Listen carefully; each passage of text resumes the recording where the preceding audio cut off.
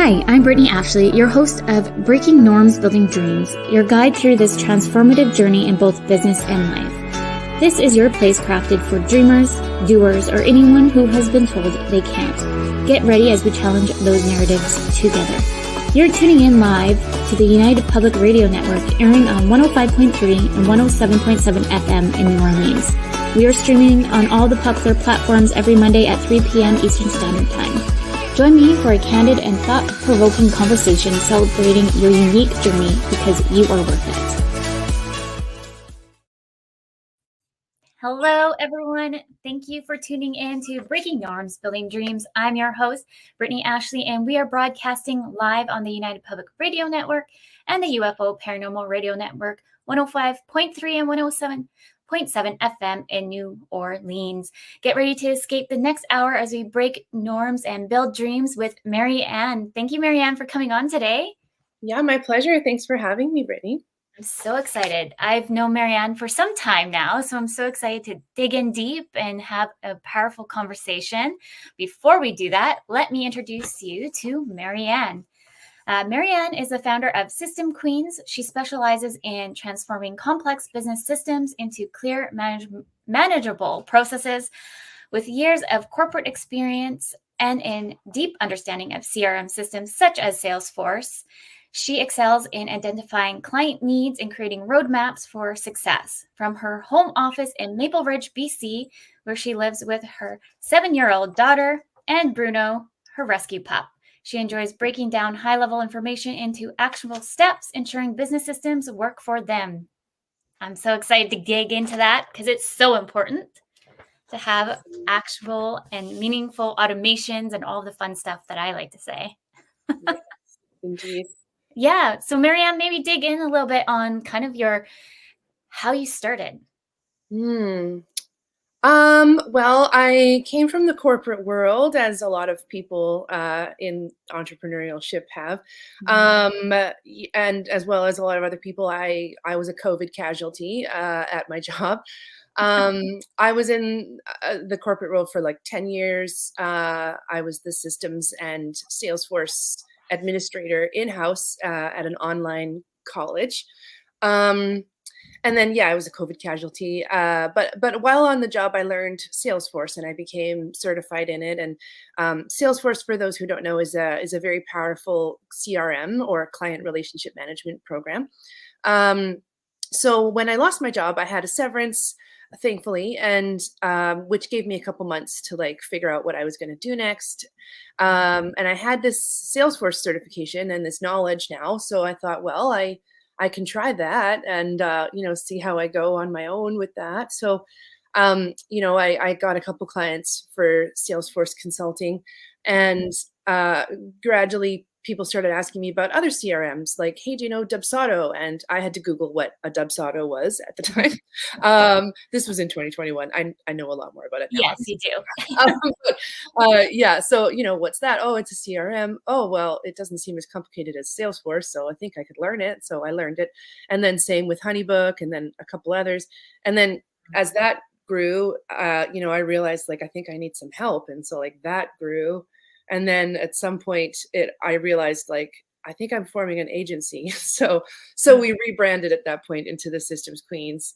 And that's how we were born, really. And now we have still a large focus on CRMs and systems, but we take more of a holistic approach into the business itself and what its processes are, what its client journey process looks like, and and then how can we support and use their systems to support that. Yes, love that. Systems are so important to run a business efficiently and effectively, especially if you're just kind of starting out.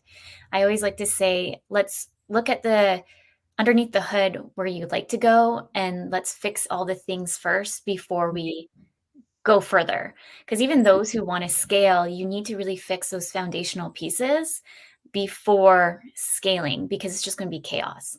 Mm-hmm. Yes. But I thank you for sharing that journey. I know so many of us started during COVID. I know I did too. And so I feel like that's kind of how many of us kind of connected along like the online interface, really, because that's how I met so many business owners. I think we just all kind of fledged into Facebook groups and we kind of Mhm. build those interconnections. Mhm. Yeah, absolutely. But for System Queen, I love the name, by the way, of your business. Oh, Like, thank you. and also your website too. If anyone, oh, let me put that in banners. Let me, while I'm talking about the website here, let me put it in banners for everybody to go check out Maryanne's website. I just love how fun and interactive it is. And you also, you mentioned Salesforce, but for anybody kind of listening, like you do a range of CRMs I just really want to hit on. So I know you have like a jobber expert, you can do HubSpot, you can do like pretty much anything Maryanne's team can come in and assist.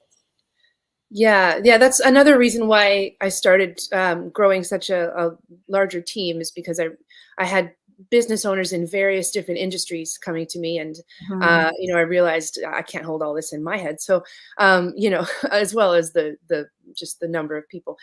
So yeah, we have a specialist for people in the trades. We've got someone for people in wellness. So we have like a Jane app expert, Amazing. and then Dubsados and Honeybooks, and we don't look at we don't like I said before, we look at the business itself, and so we look at what system's best for this unique business and their needs, and that's not necessarily going to be this one over here, it might be this one over here, it might be this new one. So Yeah.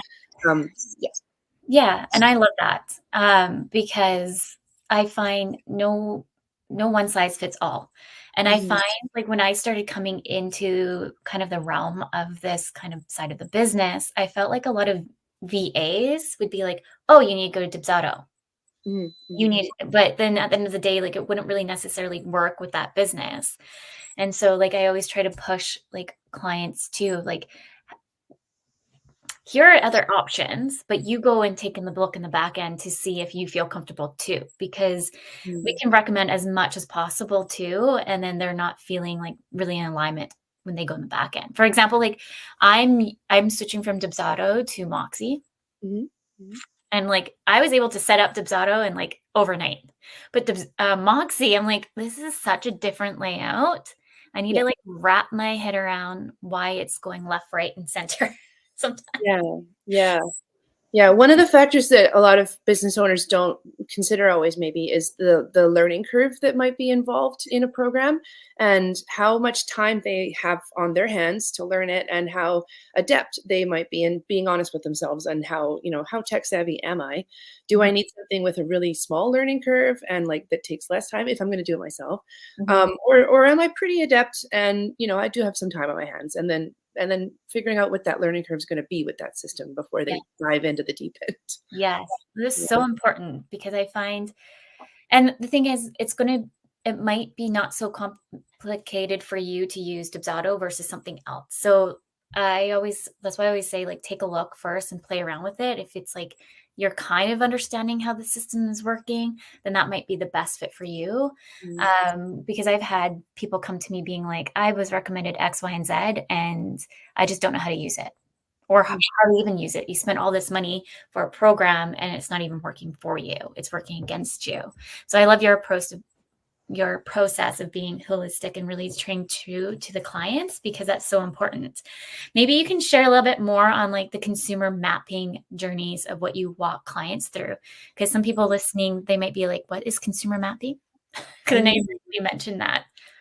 Yeah, well, I mean, it's called various different things for various different businesses. It really comes down to what you as a business refer to your clients as. So Mhm. some people call them a consumer, some people say client, some people say customer. But whatever that is, for us, for example, we're a service-based business, so we call it a client experience mapping process. Mhm. Um, and basically, we work with business owners to get that entire process fully mapped out in a very detailed way uh, Mhm.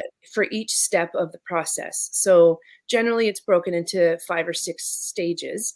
Yeah. That could be the marketing or the awareness stage, the lead inquiry stage, the consideration stage, the client onboarding, the service or product delivery, and then offboarding, and Mhm. making sure that it's very detailed every step of the way. You know what's happening, you know when it's happening. So like if that timing is based on something else, and you know how it's happening. Is it being sent from your CRM or manually or etc.? And then once that's all really mapped out, then we can look at that base that plus a like a questionnaire that we have with other questions like the learning curve, what's your budget for a system, and a few other things. Then you or we can do the deep dive research Mhm. into which system is going to best support that. It also shows you places where you might be able to save some time and create automations Yeah. to support some of those steps. This can happen when this happens, this triggers this, etc. Mhm. And it can also provide the basis for some SOPs in your business if you haven't started on that. SOPs meaning standard operating procedures, for those who don't know that.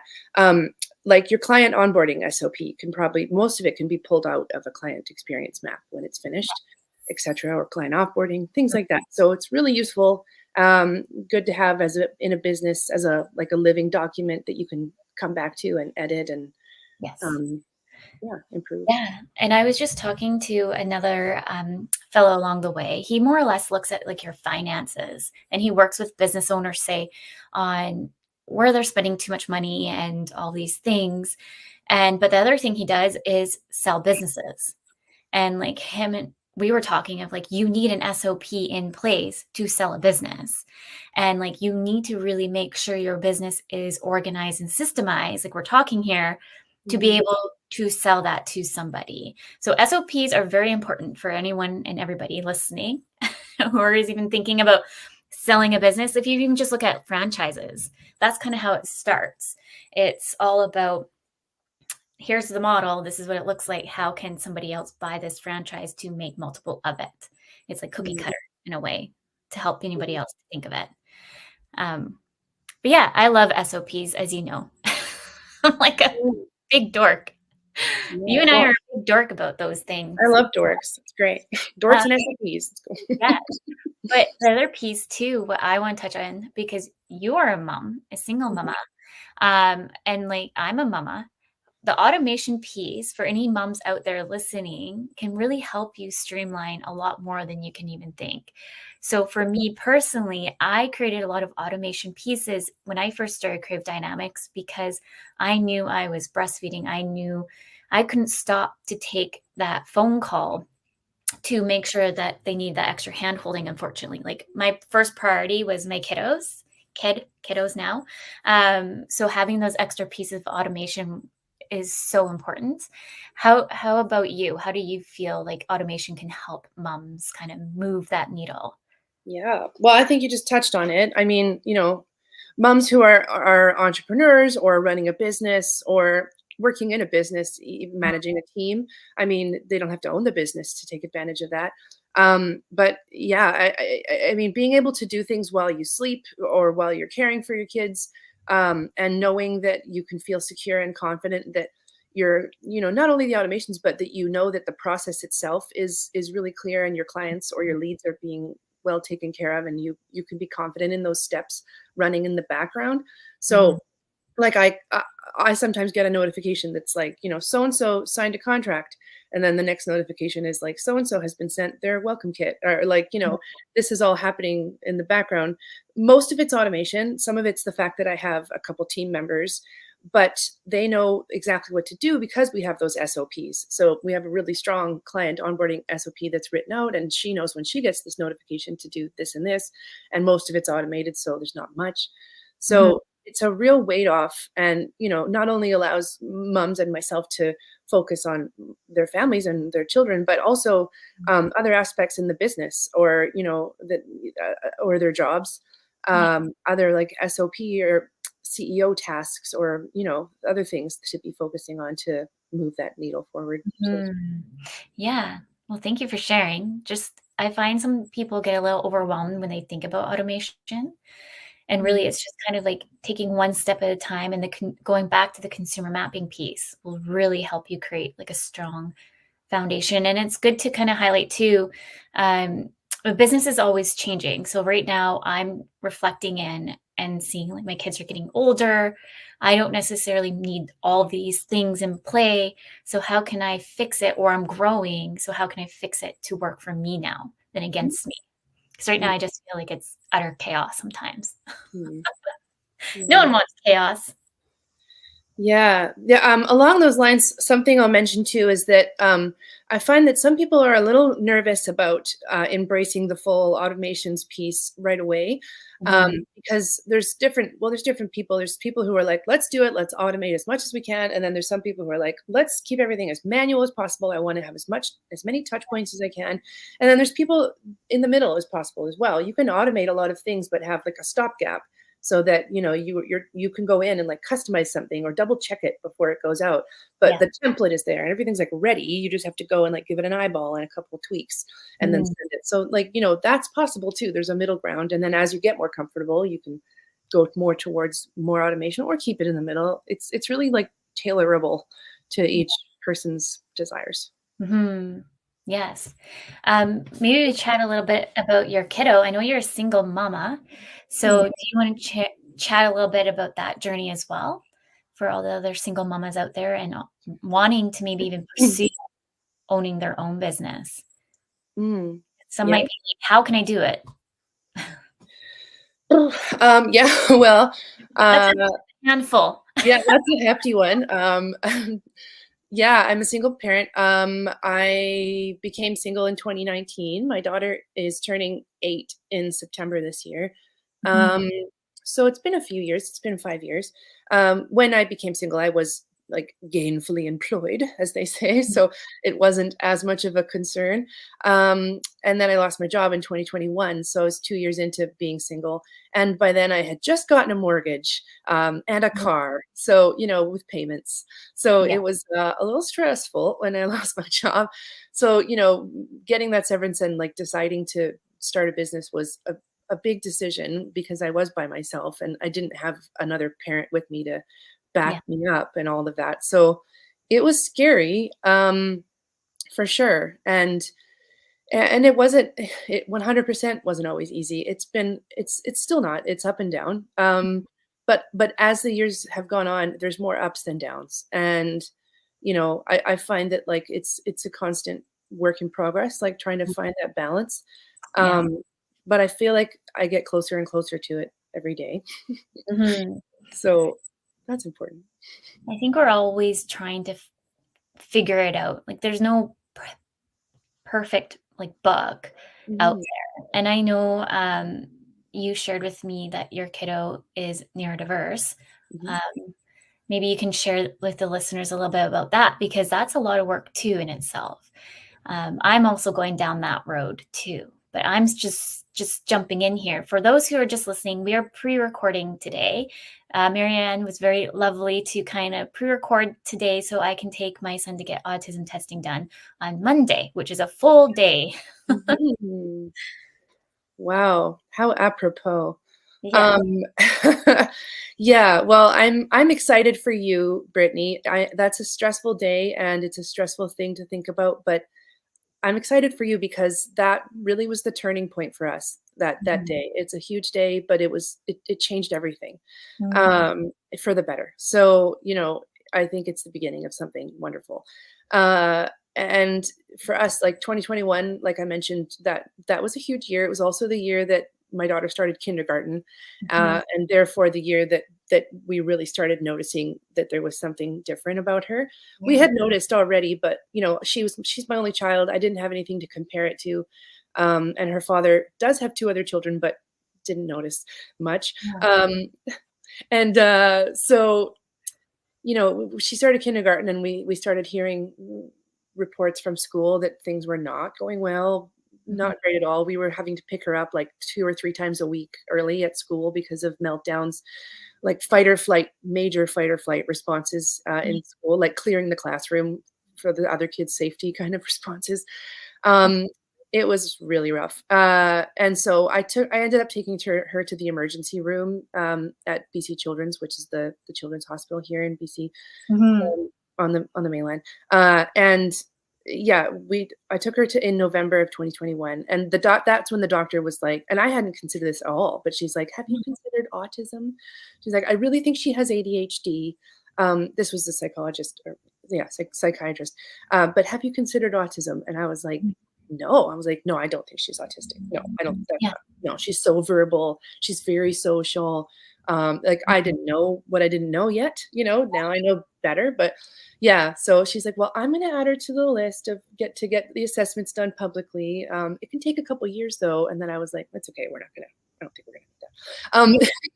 Yeah. That was a typical response sometimes, because I didn't know any better. But I talked to a couple people, and I talked to a friend who's also a psychologist, and she's like, "Have you heard of PDA before?" Which is pervasive demand avoidance, Never which even heard of that either. okay, yeah, it's not, recognized as a diagnosis here yet, but it is in the UK now, Oh, um, as a profile of the autism spectrum. mhm. Um, so there's a lot of doctors here who can't diagnose with it, but they'll recognize it. So, as I read that when she mentioned it to me, I was like, I have no idea what that is, but I read the write-up and I'm like, "Oh, this is it. This is what she is, like, verbal, social, but all these meltdowns and, like, resistance." Mm. um, you know, Having a demand is a fight or flight thing for her. It's a primitive response that she can't help um, responding to sometimes. And if it's something she doesn't want to do, it's not like negotiating with somebody. So it triggers this fight or flight with her. And anyway, it's a whole rabbit hole. But anyway, it clicked, and I was like, oh, okay. Well, now the autism thing makes sense. So then I really started trying to find private assessors. Mhm. And I did. I found someone who does it privately and was great with girls because girls and boys can present really differently. Um, and I knew I heard that she recognized PDA or could. So Okay. yeah, we got her assessed in 2022, and like I say, it changed a lot. Yeah. Do you remember if anybody's listening here, because we shoot this here on the West Coast too. So if anyone is listening, do you have the name of that? Do you remember the name of that doctor that you saw? Yeah, her name is Dr. Barbara Fitzgibbons. Okay. She's out of North Vancouver in BC. Amazing. She was absolutely wonderful, Oh, good. lovely, and That's saw it right away. So Yeah. blew my That's mind. Thank you for sharing that. Like we're just like stepping into this journey, but we kind of with Hut, he's just been like very sensitive to certain kind of foods. Like we can't even take him to the beach because he doesn't like the texture of the sand. He Oh, just like freaks out, and I have to like hold him. That's fun. yeah, that's Mom, fun. just need a kid piggyback or now Mhm, start doing that now. But there's mhm, just certain like triggers I've noticed, right? And like sensory to sound. But the biggest thing like I wanted to highlight too, that you kind of mentioned there too, that like autism is such a big range. It's so different now. The more that there's research, the more that people are kind of learning more about neurodiversity, and they're all interconnected too. So, for me, for example, I mentioned this previously a lot now through the show and last week's show that I have dyslexia, and I'm also self-diagnosed with ADHD because the more I've been doing like research on neurodiversity and all these things, I'm seeing that dyslexia mhm, is kind of correlated with ADHD. mhm, And mhm. this year too, I've seen like me just go off the rail with my ADHD. Like, why is Brittany doing like 600 billion things?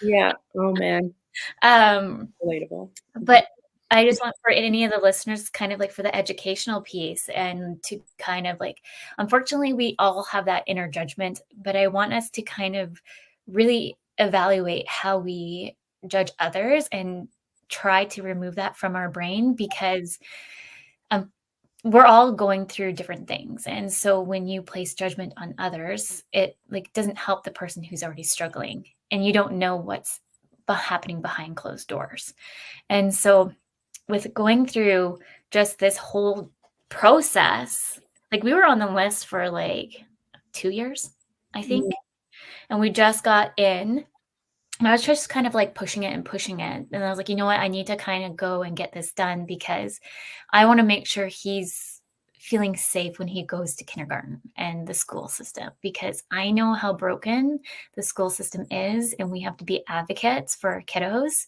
because if we're not, who is really? mhm. The kids are too young to understand the world yet and the craziness of it all. And just firsthand experiencing what I had to go through in school. Um, I just know that I don't want my kids to experience anything like that. Um, and so you mentioned too that your daughter also has ADHD. Did I hear Mhm. that correct? Yeah. Yeah. So, and I find that that's the other thing is sometimes they're interconnected too. That Mhm. I have been reading by means. I am not a doctor. Just on research for anybody's like, oh, Brittney's like, Mhm. uh, but yeah. So thank you for sharing that. So as a mama, as going through this too, do you have any kind of tips for any moms just kind of navigating it for the first time or currently in it? Yeah. Well, I will say also just to respond what you said, to what you said, the same thing happened with me, and I hear it happens a lot. That when your kiddo starts to go down that journey, or you're going in that journey with them, you start to learn more about these things. Like I said, Mhm. I didn't know about autism. I didn't know enough. I thought I did. I didn't. I didn't know enough about ADHD either. And as I started to learn more about them, I started to recognize traits in myself, for ADHD. And Mhm. then I did seek a diagnosis, and I did get diagnosed. Mhm. Shortly after she got diagnosed with autism, Yeah. I also got diagnosed with ADHD, and it was also very eye opening and helpful. And I was like, oh, and now I'm on medication, which has also been great. Mhm. So there's that, which has helped explain a lot for me, in my life. So really, this journey has been great for both of us. And in terms of any advice that I would give for anybody who's going through this, no matter what stage you're in, maybe you're just starting to notice things or question things or research things, or Mhm. maybe you're at the assessment point. I would just say try to keep an open mind. Do research, research what these things are. Um, and like you said, don't try not to judge any of these things, in yourself or your kiddo or anything like that, and just keep an open mind into what it could mean, but keep pressing forward. Keep trying to find answers. Keep trying to be your advocate for your kid, because you have to be, and especially with the school system, don't be afraid to be a squeaky wheel. If they are in the school system already, you sometimes you do have to push and be that squeaky wheel who just like keeps piping up and says, Mhm. "Hey, what are we doing here? What are we going to do for my kid? What are your plans? What have you been thinking?" Don't feel like it all has to come from you, the answers, because it doesn't, because it's not Mhm. likely that you're going to have all of them. I really had to push with my daughter's school, a lot in the beginning, and it's made a huge difference, like with the diagnosis and with all of that. And now she's at the same school, but there's just more resources in place. Mhm. They've become more understanding and knowledgeable. Um, and she's doing a ton better. So Yeah. And I believe, I don't know if this is correct or not, but I think I overheard once you also get that diagnosis and you can bring that to school, then they can go to the government to get extra funding and support for that kiddo if yes. needed. So I'm just learning as much as I can because I didn't realize all this stuff. And so, and sometimes it's good to educate teachers too. I feel like sometimes there's teachers who've been around for a very long time. Like I still like when I was in university, I was told that I was not good enough to be in my marketing communications class because I didn't know how to spell correctly. And it's like it's called technology now. Like I can Yeah. use it or chatbot or something to help me out. Um, so just like even for me to still experience that, even when I went through the whole coaching certification, like I still got like so much pushback. And it's like we have not changed. We're now coming into almost 2025. And unfortunately, the world has not changed as much as we think it has on this. So it's the more like we're just saying advocates for yourself, advocates for your kids, it's going to really help move that needle to maybe even educate people more about it. Mhm. I'm just looking at the time and we're half an hour already into the show. So, those just tuning in, thank you for listening to Breaking Norms, Building Dreams. We are live, or actually, we're not live, are we? Scratch that. We're pre recording. I should have said also from the beginning. on the United Public Radio Network and the UFO Paranormal Radio Network 105.3 and 107.7 FM in New Orleans. My next question for you about networking and how you kind of build your momentum in your business. Yes, I love networking. A big part of how I have built my business is from making those connections and networking. And I think I said earlier that, we kept getting asked if we do this system or that CRM or what have you from people in different industries. And that's a big part of it is because I do so much networking. So I meet so many people in different fields with different types of needs and things like that. So I'm big into BNI. I know you know that, Yes. which is Business Networking International. It's all over the world. There's local chapters though, so I'm in a local chapter to where I live. Currently with 36 other business owners, and we meet once a week. And so I joined them. I joined them very early on in my business journey, which really catapulted everything. And I will say that, of course, it has positively affected my business, but it's also positively affected my life, especially joining in 2021.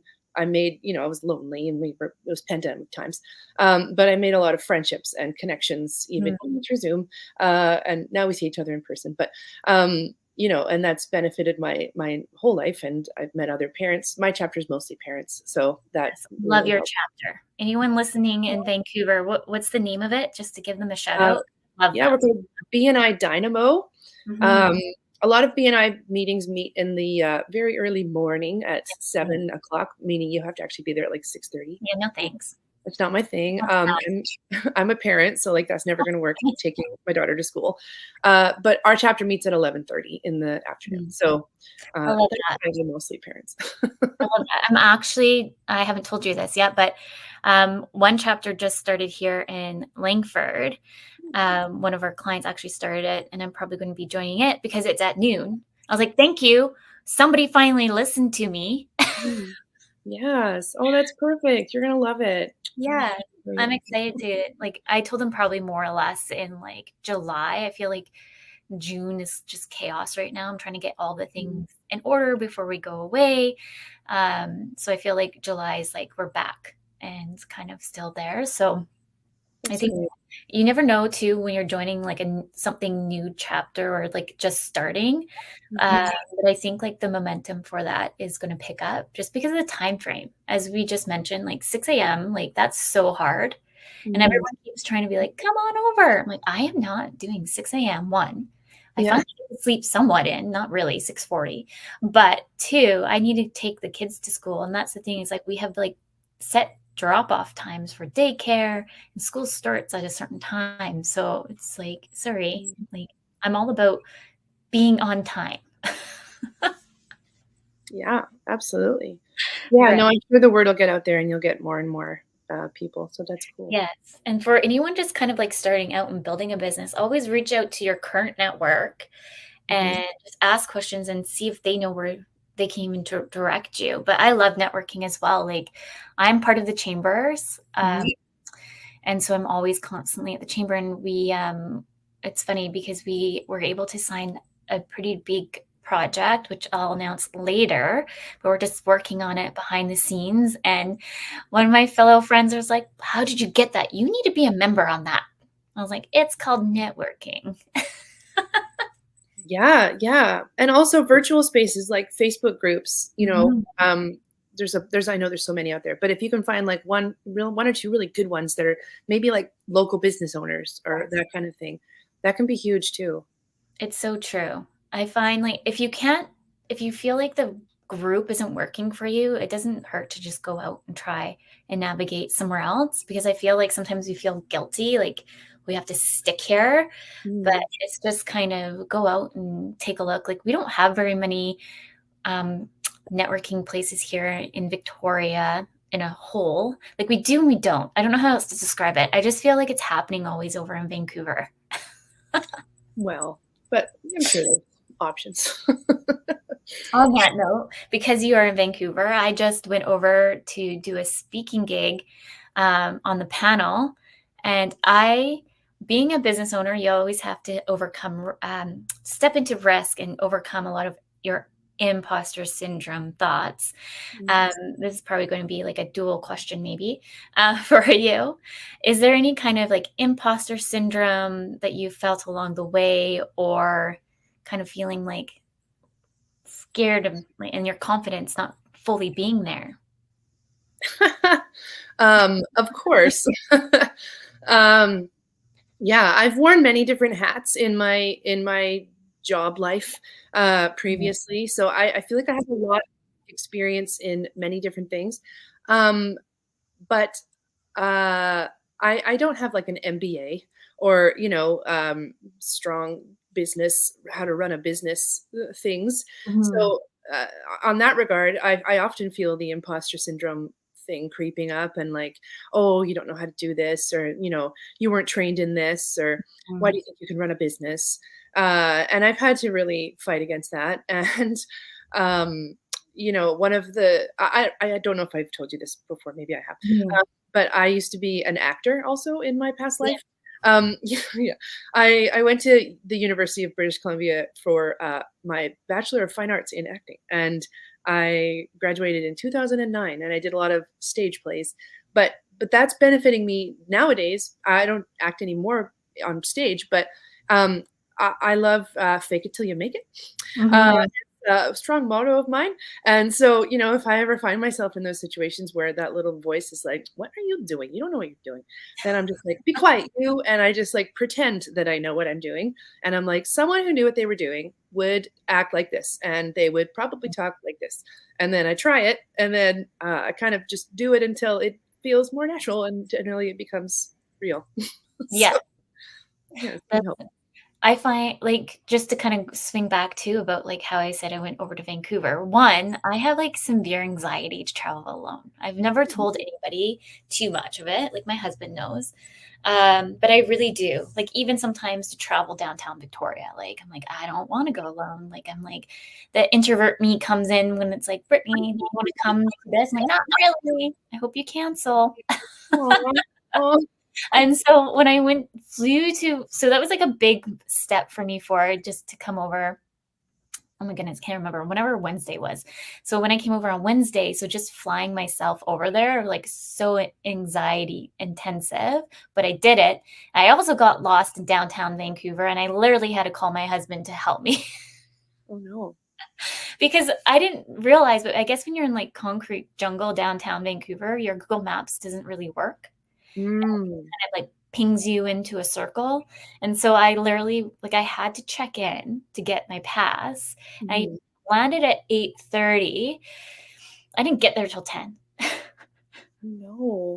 But Good for luckily, you. my husband is my saving grace and helped me like, and also don't tell dyslexic to go left and right. Yeah. He's like, no, maybe probably it's probably going to be like your other right. Oh, If anyone was no. probably listening to the conversation, they'd be like, oh, she's a tourist. Girl, you find it you found it eventually at 10, you said? Yes. Yeah. Oh, man. And even Lindsay's like, "You should have called me." I was like, "I didn't wanna bug you. I was gonna figure it out." But the thing that I wish I would have known from the beginning is that if I just stuck to the seawall, all was well. For whatever Mhm. reason, luck I randomly too, I was on my girlfriend's flight. She was flying over to, um, Vancouver, and I haven't seen her in a long time, so we got to reconnect on the flight. But I kind of got distracted with her and went off the rear path talking, and then I was like, "Oh, right, I'm not following you. I need to go over this way." And then Mhm. I kind of went off. But yeah, long story short, I tackled that, and then not only that, I tackled my fear of like public speaking. Because why not? Let's just if we're doing it all, let's just do it all together. Mhm. Good for you. And you But did it, didn't you? yes, I did, but You did the that's thing. what my whole this year for me anyways, is the whole year of public speaking, and just, like, even for the radio show, is just kind of, like, more or less bringing down my guard a little bit more and sharing my journey and being very authentic and very vulnerable because business is there is, like, the market right now is kinda crummy. I'm finding actually quite a few entrepreneurs needing to put their business on pause to go back to 9 to 5. Yeah. The unfortunate thing is, being an entrepreneur, you need a lot of resilience. And so my next question to you, what does resilience mean to you? Well, I think it means, standing up in the face of adversity or obstacles and continuing and continuing to press on and keep getting up. Failure is not a bad thing. Having someone saying no is not a bad thing. Something that you might perceive as a negative experience in the moment is not necessarily a bad thing. Mhm. It's all learning experiences. It's all opportunities to better it and do it better next time, and have a moment with yourself to separate from the personal and the feelings and be like, what can I take from this though? This wasn't a waste of time. What can I take from it and move forward with? Yeah. I think that's important. Yeah. And I find like being a business owner, we get thrown a handful of things, and being resilient and being able to kind of move forward one step. Sometimes we might move backwards 10 steps, even though we feel like we're finally moving forward. It's all about being resilient between those moments. And I Mm. love that you said that, the failure piece, because I feel that we think that we have to be like, I don't want to say perfect, but unfortunately, social media makes it look like sometimes businesses like, oh, I'm going to go 10K, 5K when you first start. And like the reality of it, it does not happen that way. Like maybe No. if you're super lucky. Um, but like that's my biggest pet peeves is like those the people they like come work with me and I'll get you to 10K months or Yes.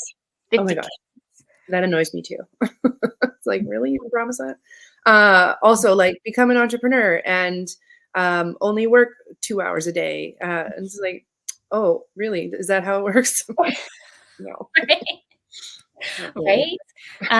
So many people, and even too, like people who like, I feel like the next generation, a lot of them want to be like YouTubers, which is nothing Mhm.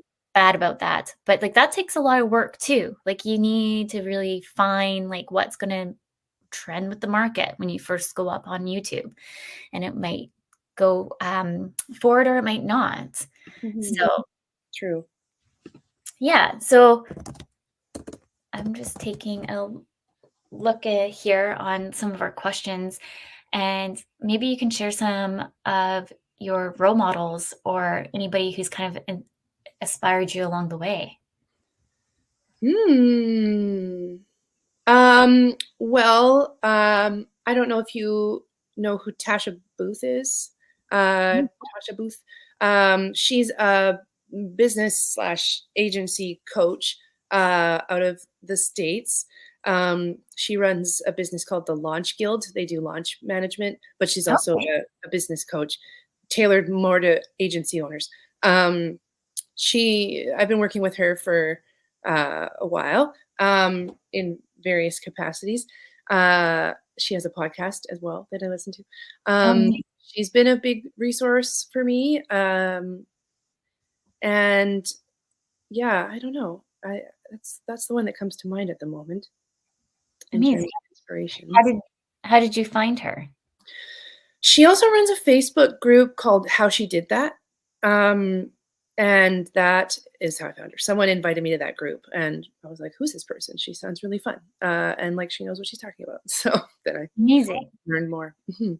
Yeah, and I feel like that's so important for any new business owners just trying to start out, or people who are ready to scale, to kind of look within your network or start searching to see who else is out there who can be role models for you. So, like, I really love to connect with those who have a business and they have dyslexia. For example, we had Isabel, who Mhm. owns Strategies, who was just on the show last week. And when I found her, I super look up to her. I just love what they've built and all the things. And I just like, even like Richard Branson, for example, like I looked up to him when I was younger because I didn't understand dyslexia. And I remember doing like a report a long time ago, And I was like, oh, you have dyslexia. Oh, like even Jennifer Aniston has just dyslexia, like starting to like normalize it in a way to make it feel normal to me, that I just felt like I never fit into the box. And now I understand why. Like I'm like, I like to say I'm unemployable in a way because I get bored so fast. I'm like, on to the next, over here. Let's figure this out and move this over here. Yeah, I should have mentioned that too. Tasha has ADHD as well and is very public about it. So Yeah. that was also a draw in for me. Yeah, right? I feel like too, like when you kind of see others be more vulnerable and open up on that, sometimes you end up interconnecting a little bit more on a deeper level and know that you're not the only one. Yeah. What are your big goals for your business? Well, we've been doing a lot of internal work this year. We've been growing 30%-ish year over year, which is It's great. amazing. And so thank you. We're finally, well, not finally, but we're more so than ever tackling some internal goals and strategic goals. We're working with a direct business consultant as well, who's helping us through that. So, some goals this year are to, I'm going to continue to remove myself from implementation, as we talked about. It's not really working 2 to 3 hours a day. I work a lot more than that at the moment. So, but my goal isn't to work 2 to 3 hours a day quite yet. My goal is to be able to work on the business more than doing the implementation things. So we're doing some restructuring and we're doing some hiring this year, getting more account managers on board. Our client roster is growing as well, so we need more people to help manage that. So, continuing to grow that and finding opportunities to support and reward my team as well this year, like learning opportunities for them, as well as financial, of course. But yeah, things like that I really want to focus I love that. I feel like this is the year of cleanup. I don't know. I keep saying that. For anyone kind of listening who does have a business and you're feeling like maybe you're getting hit too with the market, use this as an opportunity to clean up and system up, really. Reach out to Maryanne and just kind of get things organized, because I really think, well, we already saw here in Canada that the market has switched a little bit for the better. And so I on. just feel like this is just one step forward. So if we can ride the wave together, I think it's just going to help. When the thing kind of switches a little bit more, we're going to all hit the ground running. So fix the systems, fix the business, do the marketing. All the things. All the things. I'm just looking at the time here. We're almost at time. I wanted to just quickly share your, I know you have a free CRM comparison guide. Maybe you want to just chat a little bit on that before we Sure. end. Yeah.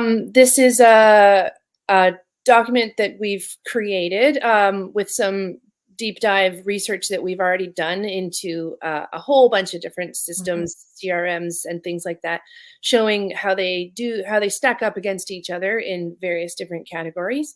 So for anybody who knows that they need a new system, is not sure maybe what that system should be, maybe doesn't have the time to or capacity to go through the whole client journey experience with us, this is a good starting point. You can download this for free and check out some of these different systems. And I still suggest, like you said earlier, to sign up for a free trial if possible. Check it out a little bit yourself before diving in and committing, though. But this is a good starting point. Yes. Love it. Love it. Any last kind of words of wisdom before we wrap on up today? Yeah, I guess just keep on going, keep getting up. It doesn't always have to be perfect. It just has to get done. That's a good one too. Yes. And fake it till you make it.